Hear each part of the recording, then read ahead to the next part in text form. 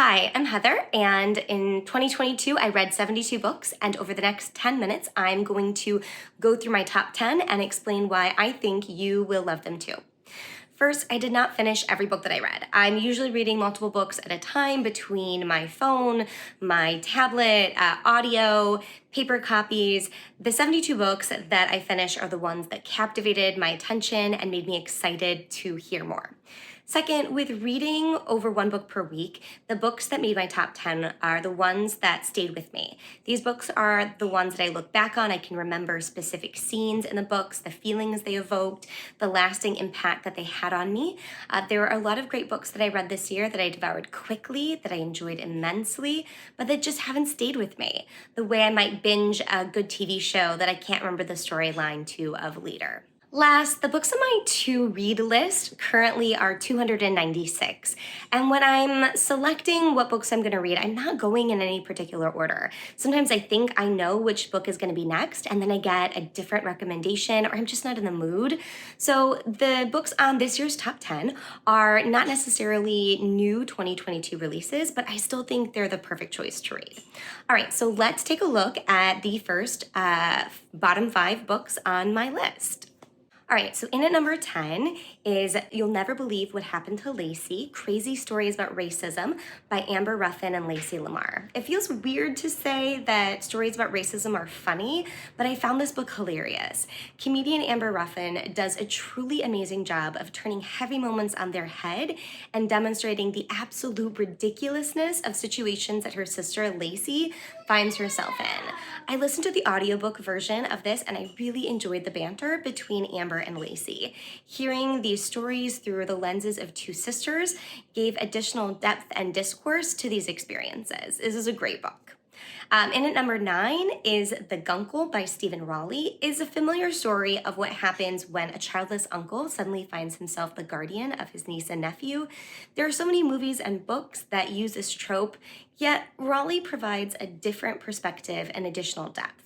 The relationship between the main character and his niece and nephew are adorable, but I also really enjoyed the portrayal of the main character's relationships with other people in his life. This idea about growing older and losing ourselves in the daily grind and finding ourselves farther apart from the people we feel our best selves around just feels really relevant to me as someone in my 30s. It was nice to see this explored and it gave me perspective on my own relationships. Allow Me to Retort, A Black Guy's Guide to the Constitution is number 8 on my list. This is by Elie Mystal. It is incredibly informative and presented in an accessible way. Mystal is known for his work on the website Above the Law and the biweekly magazine The Nation. And my husband is a huge fan of his. He recommended this book to me and I chose to listen to the audiobook as it is read by the author. Mystal swears a lot in this book and it really served to break up some of the intensity and the weight of the topics. And it also really diffuses some of the tension and demonstrates the passionate feelings of the author. What I really liked about this book is that Mystal gives concrete proposals and solutions for what needs to be changed. He's not just laying out the problems, but he's providing actionable solutions.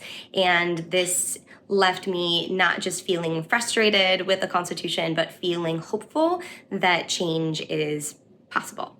For number 7 on my list, This Is How It Always Is by Lori Frankel. It was recommended by my coworker, and it was my first read of 2022. Almost a year later, I can still remember most of the book, and it's really stayed with me. I'm a parent, and my kids are so young, they don't know everything about them, but I know I want to be there for them and accept them exactly as who they are. This story centers on a fictional family who is working through gender identity and how their child is perceived and treated outside of their home. What I liked about this novel is that we all face this question of how we can protect our children and ensure that they are treated with dignity and respect. And reading these characters grapple with this felt very relatable to me, even though my family has a different set of experiences. So this was just a really great book. Number 6 on my list, The Undocumented Americans by Carla Cornejo Villavicencio is part memoir, part reporting on the experiences of undocumented Americans. The author blurs the lines of a traditional journalist as she begins to become emotionally invested in the lives of the people she's interviewing. She genuinely wants what is best for them, and at first that felt strange for me as a reader, as I'm used to journalists keeping more of an objective distance. However, I found myself becoming emotionally invested in their well-being as well. And I think that's what made this book stand out for me so much. I'm left wanting a sequel so I can hear updates on the lives of the people that she interviewed. Now for my top 5. At number 5, The Seven Husbands of Evelyn Hugo by Taylor Jenkins Reid. I honestly couldn't get into this one at first. I checked it out from the library and it just didn't hold my attention. But I kept seeing it everywhere, so I gave it a second try, and I'm really glad that I did. There's so much depth to the character of Evelyn Hugo and her experiences that the more I read, the harder it became to put it down. Most of the book is centered on a couple of decades of the character's life, and I wish I could have learned more, but I also think that's a sign of a good book when I'm left wanting more from a character. At number 4, Lessons in Chemistry by Bonnie Garmis was not at all what I was expecting.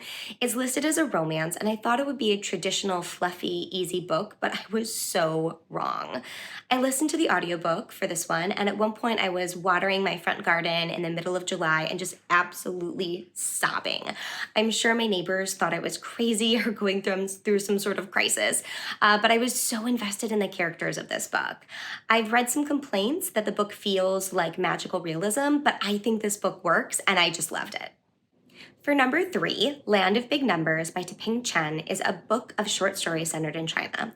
I had it on my Goodreads list for a little bit, and when I reserved it at the library, I thought it was nonfiction, but I ended up really enjoying it, even though it wasn't what I thought it was going to be. Which, side note, it's very much my own fault that the book description, is very clear that it is fictional, but I was on my Goodreads list and I reserved it and kind of just quickly glanced at it. This book, ending up in my top 5, is a good reminder for me about how books can mirror our own experiences and how that can really make them resonate for us. There's a story in this book about people stranded for months at a subway stop, and they're not allowed to leave even though supplies were able to be brought into them. While I was reading the story, we were on vacation and I was desperately trying to get my 2-year-old daughter to take a nap in her travel stroller, and I was walking loops around the hotel. As I listened to the frustration level of the characters growing in their own situation, it somehow made me feel less alone in mine. The writing in this book is fantastic, and I just absolutely loved it. Number 2. My husband has been trying to get me to read The Vanishing Half by Brit Bennett since its release in 2020. At the time, my husband and I had a 2-person pandemic book club as we were stuck at home together so much. We rotated selections, and The Vanishing Half was our 6th book and was chosen by him, and I just couldn't get myself to read it. The 5th book in our book club was the start of a series, and I found myself getting sidetracked reading the rest of those books and just didn't make it back to The Vanishing Half for over 2 years. And I'm so glad that I finally came back to it. The story of twin sisters who took different paths in life is not only a striking look at families, but also how society can bring us together or pull us apart. The characters are well developed and they felt so real to me. This book is so well done that once I finally made myself pick it up, I couldn't put it down. And finally, in at number 1, my top book of 2022 is Remarkably Bright Creatures by Shelby Van Pelt. A friend told me that she read that people were saying that not only was the octopus in this book one of their favorite animal characters in the novel, but also one of their favorite characters ever, period. I love pretty much anything with sentient animals, so this was an easy selling point for me.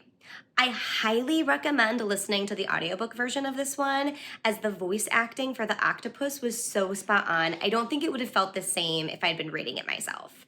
The book has a little bit of everything. Some romance, some mystery, intergenerational family relationships. The book was sad at times, but I really liked the way it all came together in the end, and it was absolutely fantastic. All right, so those are my top 10 books for 2022. Look out for the next episode so you can see what I am currently reading now.